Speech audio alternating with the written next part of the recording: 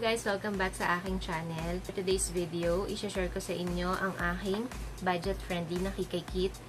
Pwedeng-pwede to sa mga mommies out there na very tight ang budget pagdating sa makeup.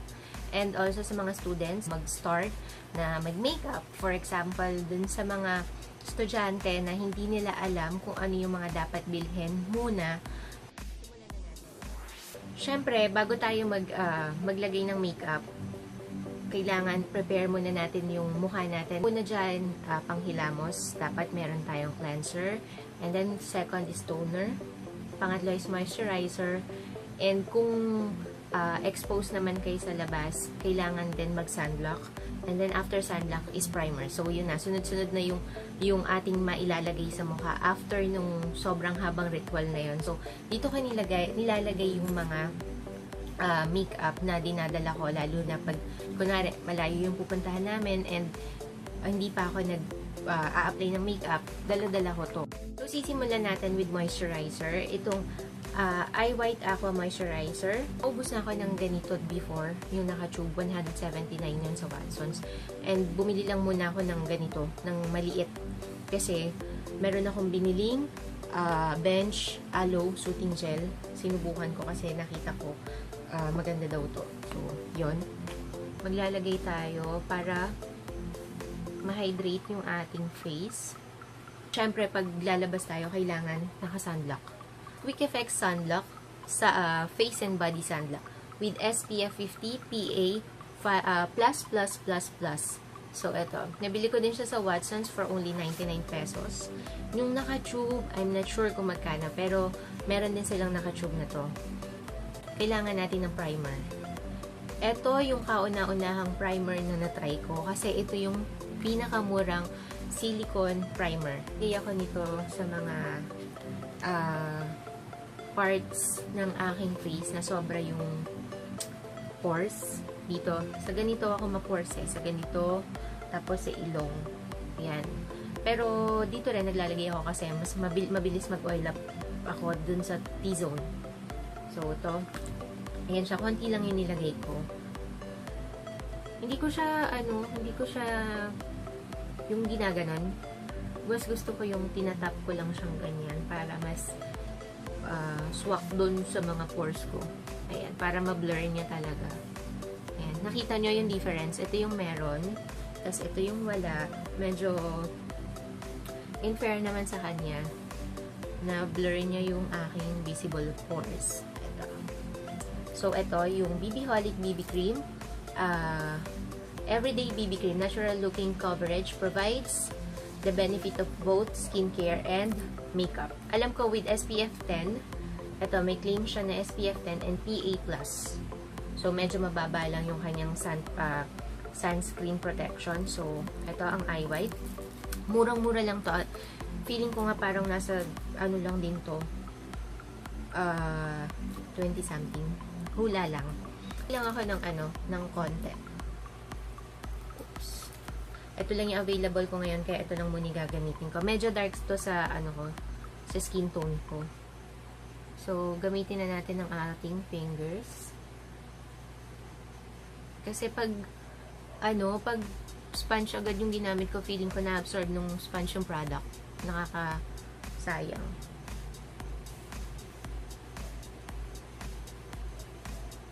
Di ito full coverage. I think buildable siya for medium siguro.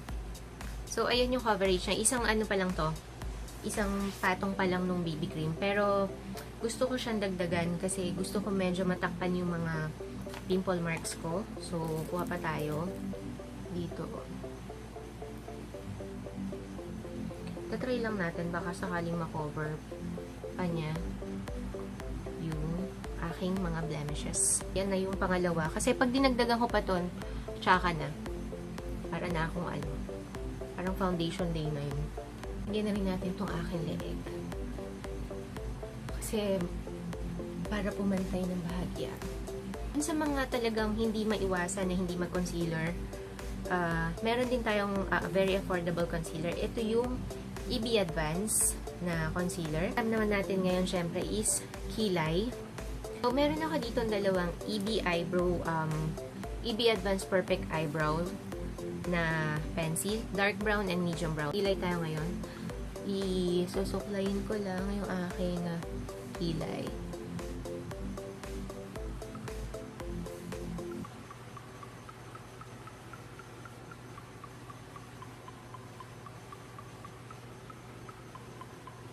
Sobrang makapit yung kulay nito. Hindi ko siya dinidiin.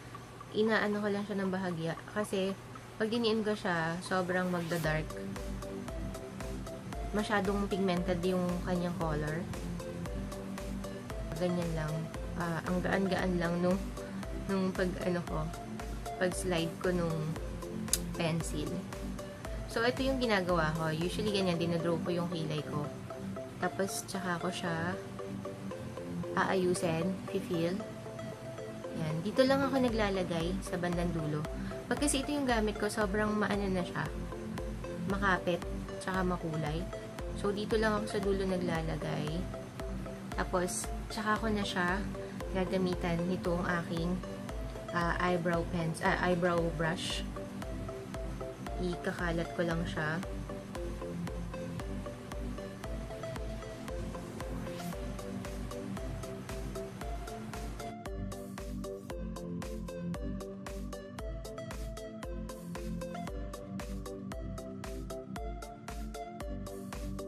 So, meron ako dito ng Aido Travel Kit.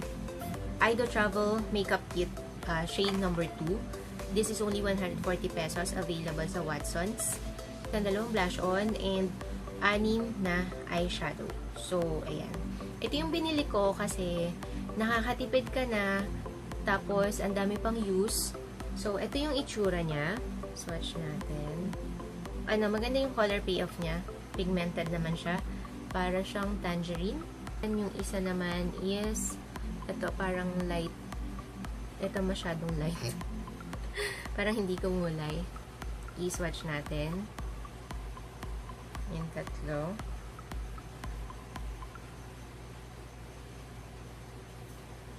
Yan, kanyang shade. Maganda. And, yung tatlo sa dulo. So, swatch natin.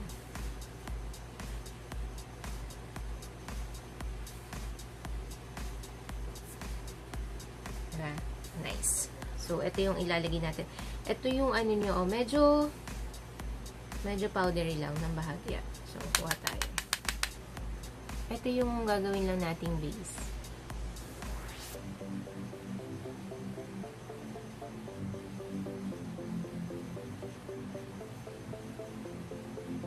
Next naman natin is this one. Ito yung gawin nating ating transition color.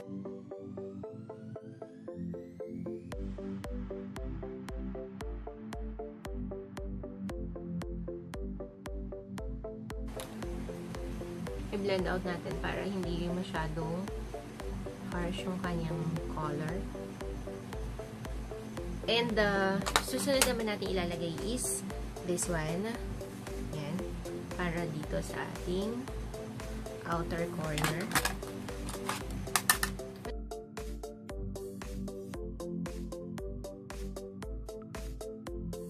Ito yung ating ilalagay. This one.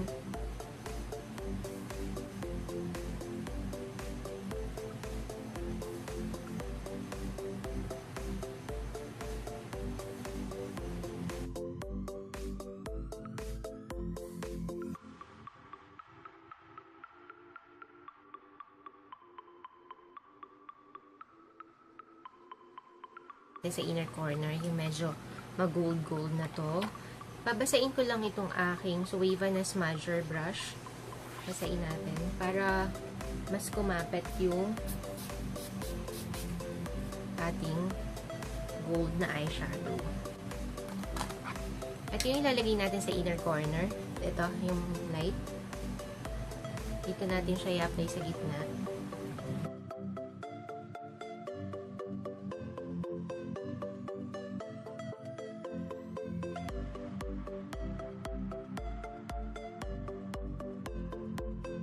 Dito sa lower, gagamitin natin dyan pang smoky effect.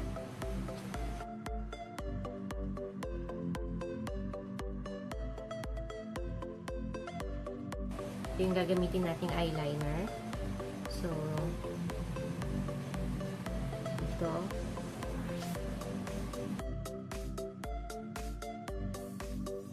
So, after eyeliner, gagamit naman tayo nitong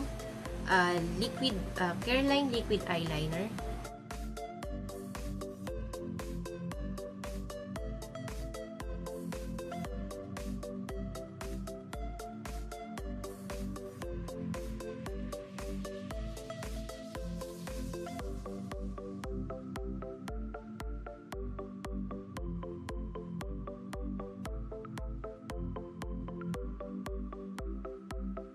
Maganda siyang mag-curl. Actually, meron pa rin akong isa dito. Binili ko naman siya sa Shopee.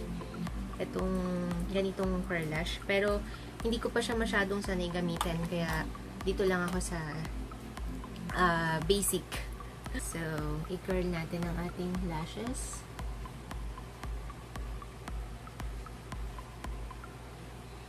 Ito problema ko dito sa mga liquid eyeliner. Pag nagka-curl lash ako, usually talaga kumakapit sila. Kaya, for sure, kumapit na rin yung eyeliner dito sa curl lash. Ito lang kasi yung mascara na meron ako na mas mababa ang presyo compare dun sa isang curl lash nila. Itong EB Advanced Lash Define. Ito kasi mura siya. Yun nga lang, hindi ko gusto yung consistency niya. Hindi ko gusto yung niya, yung kanyang formula. Kasi nagbubuo-buo pag nilagay ko sa pilik mata ko. Pero, maganda siyang maganda siyang mag-curl ng lashes ko. Hindi siya ganun kabigat, pero yun nga lang, nagbubuo-buo. So, magsuswitch ako dito sa Evera Powder Lash Define na waterproof mascara for top and bottom lashes. Ito yung ginagamit ko kahit sa taas, yung maliit. Kasi mas madali niyang na di-distribute yung product pag yung maliit. Ayo, try natin itong medyo brown na to. Yan. Pwede naman siya. Medyo ma-shimmer lang siya, pero carry naman.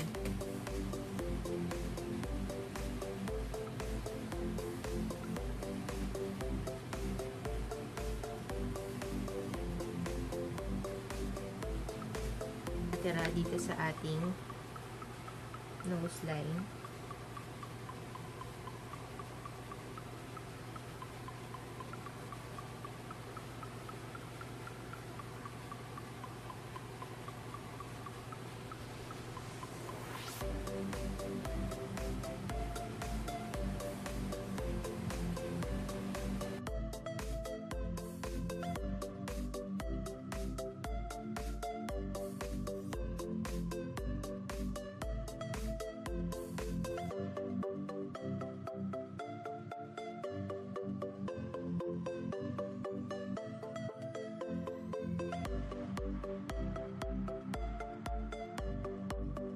Naman sa highlighter, try natin gamitin itong medyo gold shimmery na to.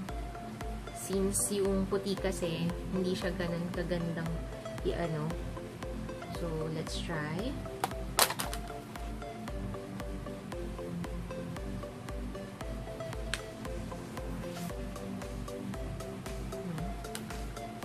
Pwede na. Medyo may lang siya, medyo mag-gold lang yung kanyang pagka-finish. Ayan. For inner corner, maglagay tayo nito. This one. Dito sa ating tear duct.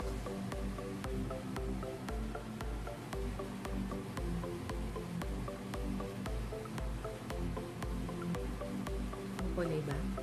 Ayan.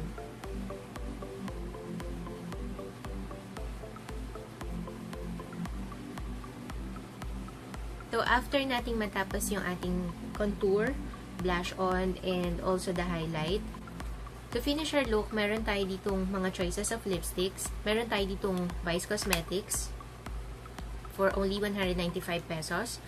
And also the Lipz Diva, 149 pesos. Actually, this one is tinitinda ko sa aking online store. So, to finish our look, gagamitin natin itong Chok Chok by Vice Cosmetics.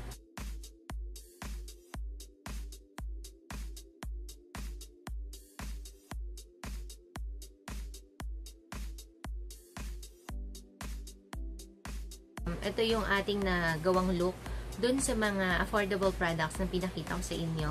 For mga prices nung mga products na ginamit natin today, ilalagay ko na lang sa description box. Iipunin ko lahat kasi nakasulat na sa akin yun.